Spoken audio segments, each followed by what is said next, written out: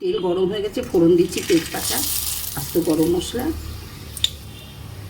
Tomato দিলাম, পেঁয়াজ দিচ্ছি,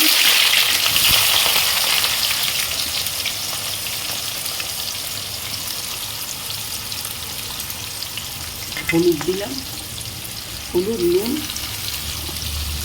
সব একসঙ্গে দিয়ে দিলাম, একদম হালকা ঝোল। এটা আবার কষবো, ভালো করে ভাজা ভাজা ভাজা ভাজা করবো।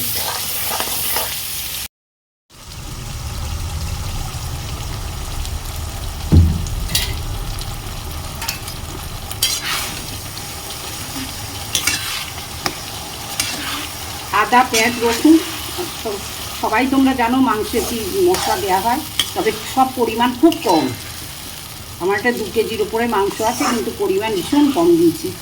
4টে বড় পেঁয়াজ দিয়েছি, আর একটা আস্ত রসুন দিয়েছি, 2টো টমেটো দিয়েছি, কাঁচা লঙ্কা 6টা দিয়েছি।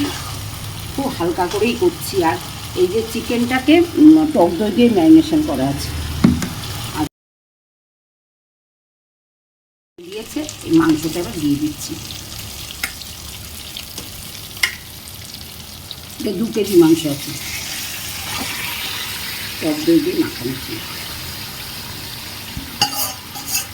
একদম জল দেবো না, জল ছাড়াই করবো, একটু জল দেবে তাতেই করবো।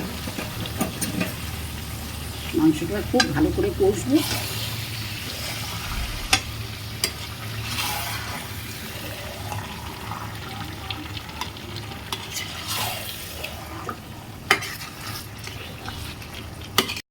পরে দিয়ে দিয়েছি। এবার মাংসটা হয়ে গেছে, এবার নামিয়ে নিচ্ছি। টান দেখো, একদম হালকা করে করেছি। 2 কেজি চিকেন, কিন্তু খুব কম তেল মশলা বলেই দিয়েছি, দেখিয়েও দিয়েছি।